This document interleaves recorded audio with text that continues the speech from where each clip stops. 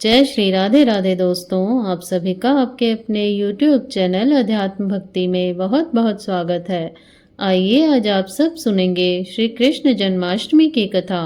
कृष्ण जन्म की कथा भाद्रपद मास कृष्ण पक्ष की अष्टमी तिथि के दिन बुधवार को रोहिणी के नक्षत्र में अर्धरात्रि के समय वृष के चंद्रमा में भगवान श्री कृष्ण वासुदेव जी की पत्नी देवी देवकी के गर्भ से 16 कलाओं से युक्त भगवान श्री कृष्ण का जन्म हुआ था। इसी कारण से प्रत्येक वर्ष भाद्रपद मास के कृष्ण पक्ष की अष्टमी तिथि के दिन कृष्ण जन्माष्टमी मनाई जाती है। इस दिन भगवान का जन्मोत्सव मनाया जाता है तथा भक्तजन इस दिन व्रत को धारण करते हैं। जो भी भक्त सच्ची श्रद्धा के साथ श्री कृष्ण जन्माष्टमी का व्रत धारण करते हैं तथा कृष्ण जन्म की कथा का श्रवण करते हैं, इससे भगवान श्री कृष्ण की विशेष कृपा प्राप्त होती है। व्यक्ति के सभी प्रकार के पाप और ताप नष्ट होते हैं तथा पुत्र पौत्र धन सुख समृद्धि आदि की वृद्धि होती है। तो आइए सुनते हैं कृष्ण जन्माष्टमी की कथा। तो बोलिए प्रेम से भगवान श्री कृष्ण की जय, सर्व देवी देवताओं की जय। कथा के अनुसार द्वापर युग में पृथ्वी पर राक्षसों के अत्याचार बढ़ने लगे। पृथ्वी गाय का रूप धारण कर अपनी कथा सुनाने के लिए तथा अपने उद्धार के लिए ब्रह्मा जी के पास गई। ब्रह्मा जी सब देवताओं को साथ लेकर पृथ्वी को भगवान विष्णु के पास क्षीर सागर में ले गए। उस समय भगवान विष्णु अनंत शैया पर शयन कर रहे थे। भगवान की स्तुति करने पर उनकी निद्रा भंग हो गई। इसके पश्चात देवता ब्रजमंडल में आकर यदुकुल में नंद यशोदा तथा गोप गोपियों के रूप में अवतरित हुए। द्वापर युग के अंत में मथुरा में उग्रसेन राजा राज्य करते थे। उग्रसेन के पुत्र का नाम कंस था। कंस ने उग्रसेन को बलपूर्वक सिंहासन से उतारकर कारागार में डाल दिया और स्वयं भी राजा बन बैठा। कंस की बहन देवकी का विवाह वसुदेव के साथ हुआ। जब कंस देवकी को विदा करने के लिए रथ के साथ जा रहा था तो आकाशवाणी हुई, हे कंस, जिस देवकी को तू बड़े प्रेम से विदा कर रहा है उसका 8वां पुत्र तेरा संहार करेगा।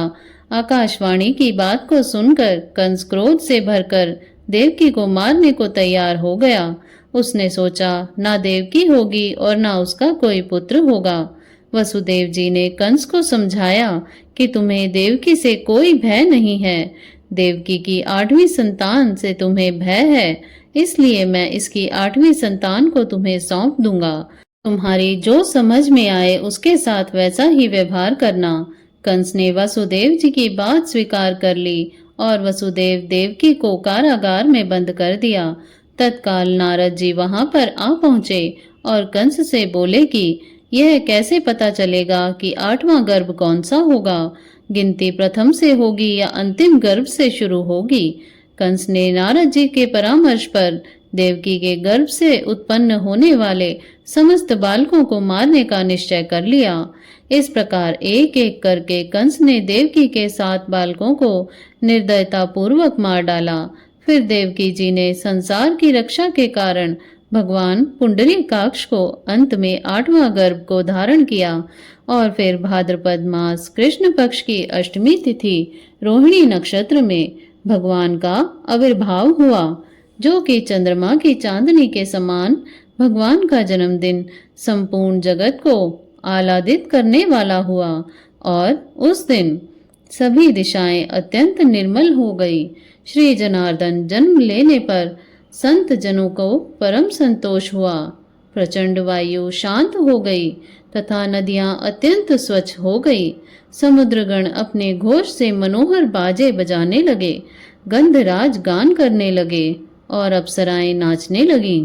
श्री जनार्दन के प्रकट होने पर आकाशगामी देवगण पृथ्वी पर पुष्पमाला बरसाने लगे तथा शांत हुए यज्ञ आदि फिर से प्रज्वलित हो उठे। हे द्विज, अर्धरात्रि के समय सर्वाधार भगवान जनार्दन के आविर्भूत होने पर पुष्प वर्षा करते हुए मंगलगण मंद मंद गर्जना करने लगे। उन्हें खिले हुए कमल दल की सी आभा वाले चतुर्भुज और वक्षस्थल से श्रीवत्स चिन्ह सहित उत्पन्न हुए देखकर आनक दुंदुभी वसुदेव जी की स्तुति करने लगे। हे द्विजोत्तम, महामती वसुदेव जी ने प्रसाद युक्त वचनों से भगवान की स्तुति कर कंस से भयभीत रहने के कारण इस प्रकार निवेदन किया। वसुदेव जी बोले कि हे देव देवेश्वर, यद्यपि आप साक्षात परमेश्वर प्रकट हुए हैं, तथापि हे देव मुझ पर कृपा करके अब अपने शंख चक्र गदाधारी दिव्य रूप का उपसंहार कीजिए। हे देव, यह पता लगते ही कि आप मेरे इस ग्रह में अवतीर्ण हुए हैं, कंस इसी समय मेरा सर्वनाश कर देगा। देवकी जी बोली, जो अनंत रूप और अखिल विश्व रूप हैं, जो गर्भ में स्थित होकर भी अपने शरीर से संपूर्ण लोगों को धारण करते हैं, तथा जिन्होंने अपनी माया से बाल रूप धारण किया है, वे देवादिदेव हम पर प्रसन्न हो।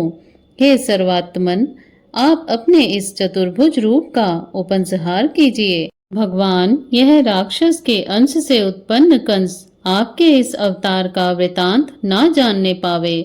श्री भगवान बोले कि हे देवी, पूर्व जन्म में तूने जो पुत्र की कामना मुझसे की, पुत्र रूप में उत्पन्न होने के लिए आज मैंने तेरे गर्भ से जन्म लिया है। इससे तेरी वह कामना पूर्ण हो गई है। श्री पराशर जी कहते हैं कि हे मुनि श्रेष्ठ, ऐसा कहकर भगवान मौन हो गए तथा वसुदेव जी भी उन्हें उस रात्रि में ही लेकर बाहर निकले। वसुदेव जी के बाहर जाते समय कारागृह के राक्षस और मथुरा के द्वारपाल योग निद्रा के प्रभाव से अचेत हो गए। उस रात्रि के समय वर्षा करते हुए मेघों की जल राशियों को अपने फणों से रोककर श्री शेष जी वसुदेव जी के पीछे चले। भगवान विष्णु को ले जाते हुए वसुदेव जी नाना प्रकार के सैकड़ों भंवरों से फरी हुई अत्यंत गंभीर यमुना जी को घुटनों तक रखकर ही पार कर गए। उन्होंने वहां यमुना जी के तट पर ही कंस को कर देने के लिए आए हुए नंद आदि वृद्ध गोपू को भी देखा। हे मैत्रेय, इसी समय योग निद्रा के प्रभाव से सब मनुष्यों को मोहित हो जाने पर मोहित हुई यशोदा ने भी एक कन्या को जन्म दिया। तब अतिशय कांत वसुदेव जी भी उस बालक को सुलाकर और कन्या को लेकर तुरंत यशोदा के शयन गृह से चले गए। जब यशोदा ने जागने पर देखा कि उसने एक नील कमल दल के समान श्याम वर्ण पुत्र उत्पन्न हुआ है, तो उसे अत्यंत प्रसन्नता हुई। इधर वसुदेव जी ने कन्या को ले जाकर अपने महल में देवकी जी के शयन गृह में सुला दिया और स्वयं पूर्ववत स्थित हो गए।